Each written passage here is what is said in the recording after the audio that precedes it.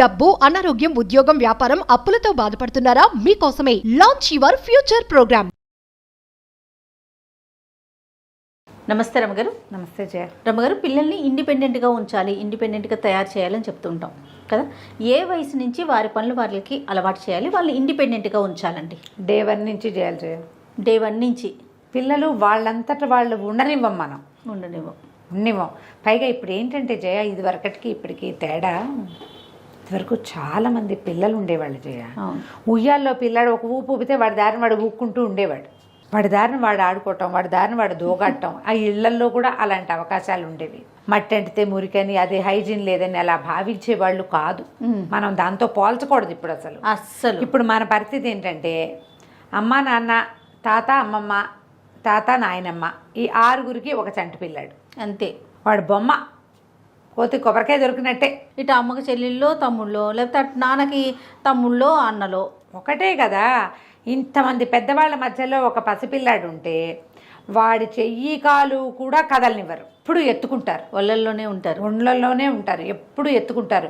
వాడు ఏం ఆడినా వాడి పక్కనే ఉంటారు. వాడు ఏం చేసినా ముద్దే, ఏం చేసినా మురిపమే, ఏం చేసినా గారాపమే, చేయకపోయినా ముద్దే.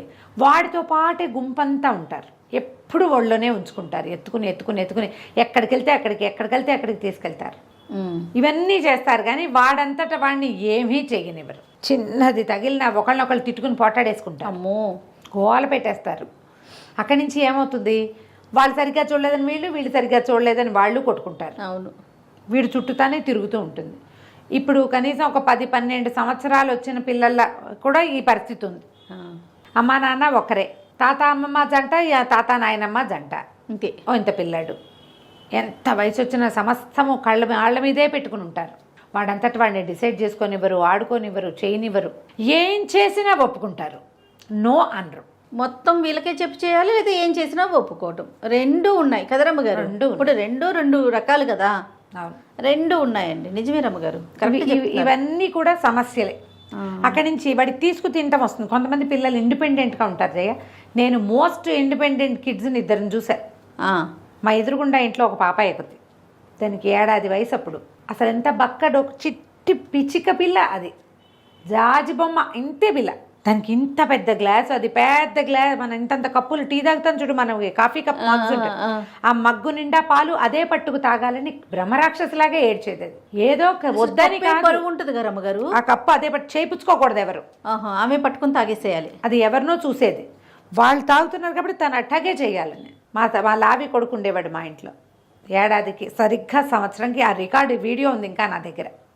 ఫోర్కులతోటి అందరూ తింటుంటే వాడు చూసి, వాడు జాగ్రత్తగా ముక్క ఇట్లా పట్టుకుని ఫోర్కు దాన్ని గుచ్చుకుని దాంతో తినాలి. దోశ తుంపి వేస్తే 1 ఇయర్ పిల్లడు ముక్కలు ఎత్తుకుని నోట్లో పెట్టుకునేవాడు చేయవాడు. నాకు సంవత్సరం ఇది 2 నెలలు, 14-15 ఏళ్ళ పిల్లలు తెలుసు మా ఇంట్లో కూడా. నేను వీళ్ళని 1 ఏడాది లోపు చూసా. అట్లా నాకు ఇవి నచ్చవు, నేను ఇలా చేయను. వాడిని అలాగే చేయని వాళ్ళంటే కొన్నిటికి కంట్రోల్ పెట్టుకోవాలి, కొన్నిటికి పెట్టాలి. ఇప్పుడు ఇండిపెండెంట్గా ఉన్నారని అన్నీ ఇండిపెండెంట్గా చేయనిచ్చామా, నీ కంట్రోల్ ఉండదు అంతే. అది కాకుండా ఇక ఏది వాళ్ళు సరిగ్గా తినరు, మూతి పూసుకుంటారు, కింద పోసుకుంటారు, తక్కువ తింటారని నువ్వే ఇంతంత తోసేద్దామని చూసావా, డిపెండెంట్ అవుతారు. సాచివేతగా ఈ మధ్య మార్గంగా పోవాలి పిల్లలతో. ఓ గ్లాస్ ఇచ్చి నిదానం కాదు, నువ్వు ఇక్కడే ఉండంటారు కొంతమంది పిల్లలు. ఎదురుగుండా ఉండాలి, వాడే తింటాడు కానీ నువ్వు అటు ఇటు కదలకూడదు, ఇంకోళ్ళతో మాట్లాడకూడదు. ఎప్పుడు మన కాన్సన్ట్రేషన్ వాడి మీదే ఉండాలి. అవును, ఇలాంటి పిల్లల్ని ఎట్లా హ్యాండిల్ చేస్తాం? మనకు ఒకటే కదా ఉందనిపిస్తుంది. ఇంకా నీకు ఎప్పటికీ ఏ పనులు రావా, నువ్వేం పని చేయవా, నీకే అవసరం రాదా? పిల్లలు పెద్ద అయ్యే కొందికి ఈ అలవాటు మంచిదేనా అసలు? అవును, ఎట్మోస్ట్ కేరే కాదు. మొత్తం ఎంతమంది ఉంటే అంతమంది కాన్సన్ట్రేషన్ తన మీదే ఉండాలి. వాడికి అటెన్షన్ మొత్తం వాడికే కావాలి, అంతే. ఎంత అటెన్షన్ సీకింగ్ పిచ్చి ఉంటుందో పిల్లల్లో. వీళ్ళు పెద్ద అయ్యే కొందికి కాల్చుకు తినేస్తారు జయ. మననే కాదు, వాడితో ఉండే సమాజం అంతా ఇబ్బంది పడుతుంది. నిజం. అవునండి. నువ్వు అన్నిటికీ ఏడ్చేవాళ్ళు నీకు తెలీదా? తెలుసండి. ప్రతి చిన్నదానికి గొడవ. అవును, ఏడ్చేసేయటం, అటెన్షన్ సీకింగ్, నా మాటే చెల్లాలి, అంతే. ఆ ఇళ్లలో అలవాటైంది, ఆఫీసుల్లో కూడా చేస్తారు, ఏడుపు కొట్టువాళ్ళు. మరి ఇప్పుడు వాళ్ళు కొంతమంది పోట్లాడి అటెన్షన్ సీకింగ్, కొంతమంది ఏడ్చి, కొంతమంది ఒక్కొక్కళ్ళు ఒక్కో రకంగా. నీకు తెలుసు, వాళ్ళని చాలా మందిని చూస్తావు. ఇవన్నీ చిన్నప్పుడు మొదలయ్యే సమస్యలు. ఇంట్లో నో అనకపోవటం, కేకలేకపోవటం, వద్దని చెప్పకపోవటం, అన్నీ నీ ఇష్టం, అది ఇండిపెండెంట్ అని ప్రతి నీ ఇష్టం చేయటం. ఎట్లా రమ్మగారు మరి ఇబ్బంది కదా చుట్టూ ఉన్న వాళ్ళకి. తల్లులు తండ్రులు జాగ్రత్త పడాలి, ముందు నుంచే జాగ్రత్త పడాలి. పిల్లలకి మొదట నో తెలుసుకోవటం నేర్పించండి. ఈ మాట మాత్రం పదే పదే వినాల్సి వస్తుంది, చెప్పుకోవాల్సి వస్తుంది. నో నో ఈ నో తీసుకోకపోతే వీళ్ళు ఏ ఆశాభంగాన్ని తట్టుకోలేరు. ఒకటి, ఇప్పుడు నువ్వు ఇండిపెండెంట్గా చెయ్యాలి, ఒక పాయింట్ అది. రెండో పాయింట్, ఇది ఇండిపెండెంట్ కిడ్స్కి. డిపెండెంట్ కిడ్స్ని వాళ్ళ దారిని వాళ్ళకి కాసేపు ఆడుకోనివ్వాలి. చంటి పిల్లల్ని ఎంతసేపు ఎత్తుకోవద్దు, ఎంతసేపు మీరు పక్కనే కూర్చుని చూసుకోవాలి. అదే ఒక పాటలాగా పిల్లల్ని చూసుకోవటం. ఏమిటి చూసుకునేది? ఏవో బొమ్మలు వేస్తావు, అక్కడ కూర్చో, యువతల నీ దారి నువ్వు పని చేసుకుంటూ ఉండు. బాత్రూమ్కి వెళ్ళేటప్పుడు కూడా తలుపేసుకోకుండా ఉండే తల్లులు తెలుసు నాకు, తెలుసా? బాత్రూమ్కి వెళ్తారు, తలుపేసుకోరు, పిల్లాడు ఏడుస్తాడు, నువ్వు తలుపేసుకోవద్దు అంటాడు వాడు. ఊహొచ్చిన పిల్లలకా తలుపేసుకోవద్దు అంటాడు. నేను బాత్రూమ్కి వెళ్ళొస్తా, స్నానం చేసేస్తా, ఈ లోపల నువ్వు ఇక్కడ కూర్చుని టీవీ చూడు, లేదా ఈ బొమ్మలతో ఆడుకో. ఓకే, గదిలో ప్రమాదకర ప్లగ్గులు అవి ఇవి లేకుండా చేసి వాడికి అలవాటు చేయొద్దు. మరి నేను బాత్రూమ్కి వెళ్తా, నువ్వు నాతో బాత్రూంలోకి కూడా తోడురా. ఇవి కూడా కష్టాలే కదా, చాలా కష్టం అండి. పిల్లలు మీకు కష్టం కాదమ్మా. ఇవాళ మీరు కష్టపడుతున్నాము, ఇబ్బంది మా వాడితో ఇల్లు అంటారు, రేపొద్దున వాడు పడే ఇబ్బంది చిన్న ఇబ్బంది కాదు పాపం. పిల్లలు చాలా ఇబ్బంది పడతారు అట్లా. ఎప్పుడు మనిషి సాయం కావాలి, ఎప్పుడు ఎమోషనల్ సపోర్ట్ కావాలి. ఎవడుంటాడమ్మా? మనం కనేది ఒకళ్ళని ఇద్దరినా? ఎట్లా సపోర్ట్ చేస్తారు ఒకళ్ళకొకళ్ళు? మరి కష్టం కాదు. ఏ ఇష్యూని తీసుకోలేకపోతారు కదా, తీసుకోలేకపోతారు. ఇప్పుడు పెద్ద వచ్చినప్పుడు సహాయం తప్పకుండా కావాలమ్మా. చెప్పనక్కర్లేదు. చిన్న చిన్న వాటికి కూడా ఇలా డిపెండెంట్స్గా ఉంచొద్దు పిల్లల్ని. కాసేపు చదువుకుని అప్పచెప్పటం, కాసేపు కూర్చొని వాళ్ళ దారిని వాళ్ళు ఆడుకోవటం, వాడినే ఆన్ హిజ్ ఓన్ చెయ్యనివ్వాలి కొన్ని పనులు. అవి తీసుకుని తింటాం, అవును, లాగు వేసుకోవటం, సాక్స్ వేసుకోవటం, చెప్పులు వేసుకోవటం, చొక్కా వేసుకుని గుండీలు పెట్టుకోవటం, వాళ్ళు చేసుకోగలిగినవి ఇవన్నీ. తలకాయ దూకోవటం, కొన్ని పనులు ఇది రోజు నువ్వు చేయాలి అని మెల్లిగా అప్పచెప్తే వాడు ఇండిపెండెంట్గా ధైర్యంగా ఫీల్ అవుతాడు. ఒకవేళ వాడే చాలా చేసేసే వ్యవహారాలు వాళ్ళు ఉన్నాయనుకో వాడి దగ్గర, వాడిని కొంచెం కంట్రోల్ చేయాలి. కొన్నింటికి రోజు ఫలాలు అన్నిటిలో చేయొద్దు, నువ్వు కొన్నే చెయ్యి, ఇది చేయకూడదు, ఇది చేయాలి అని వాడు ఇండిపెండెంట్ అని వదిలేసినా తప్పే.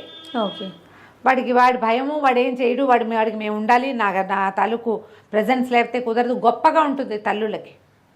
అసలు తెలుసా, ఒక 3.5 ఏళ్ళు వచ్చాక పిల్లలు బాగా ఆటకి వెళ్ళిపోతుంటే వాడు నన్ను వదిలేసి వెళ్ళిపోతున్నాడని ఏడ్చే తల్లులు చూస్తున్నాం ఇప్పుడు మనం. తల్లులు కూడా వ్యాక్యూమ్ వచ్చేస్తున్నది మాకు. పిల్లాడి నుంచి సపరేట్ అయిపోతున్నట్టు వాడి ప్రపంచం పెరిగిపోతే పెద్దయ్యాక పెళ్ళాం వచ్చాక ఏడుస్తారు చూడు, అట్లా పిల్లలు స్కూల్కి వెళ్ళి వాడి ఫ్రెండ్స్ని వాడు డెవలప్ చేసుకుంటే వ్యాక్యూమ్ ఫీల్ అవుతున్న తల్లులు కనపడుతున్నారు ఇప్పుడు. ఎందుకంటే అమ్మగారు పిల్లలు ఒక్కళ్ళే ఉండటం వల్ల అంటారా? సేమ్ అదొక్కటే రీజనా మెయిన్గా? అదొక రీజన్ అయితే అతి అటాచ్మెంట్ జయ. ఈ బొమ్మ నాది అనే భావం ఇక్కడ కూడా పెట్టుకోవాల్సి వచ్చింది చూడండి. మనం ఇక్కడ కూడా ఉంది, వస్తున్నాయి, అట్లా కనపడుతున్నాయి కేసులు అవి కూడా. కాబట్టి ముందు ఈ 2 రకాల్లో తేడాలు గమనించుకోండి. మీ పిల్లలు గ్రోయింగ్ కిడ్స్ అయితే, మీరు గ్రోనప్ కిడ్ అయితే బాధలేదు, అంతే మీరెలా ఉన్నారో ముందు పరిశీలించుకోండి. అన్నిటికీ నాకు అమ్మో అక్కో కావాల్సి వస్తున్నారా, నేను ఇండిపెండెంట్గా ఉన్నానా, ఓ పిల్లల్ని సపోర్ట్ చేయగలిగే పరిస్థితి నాకుందా? ఎందుకు లేదు ఉంది. ఎలా ఉంది? నేను నా పిల్లలకి నేను అట్లాంటి సపోర్ట్ ఇవ్వగలనా? వాడిని ఇండిపెండెంట్గా నేను ఉంచగలనా? వాడిని అలా పెంచగలుగుతున్నానా? పోనీ నేను ఎక్కడ పొరపాటు చేస్తున్నాను? చాలామందికి ఎలా ఉంటుందంటే పిల్లలకి ఎంతసేపు తిండి పెట్టడం, పోషించడం, పౌష్టికాహారం ఇవ్వటము, రకరకాల మంచి చక్కటి ఫుడ్స్ ఇవ్వటము, ఎక్కువ అవకాశాలు ఇవ్వటము, వీటి మీద ఉంటారు. ఆలోచిస్తున్నారమ్మా తల్లులు ఇప్పుడు.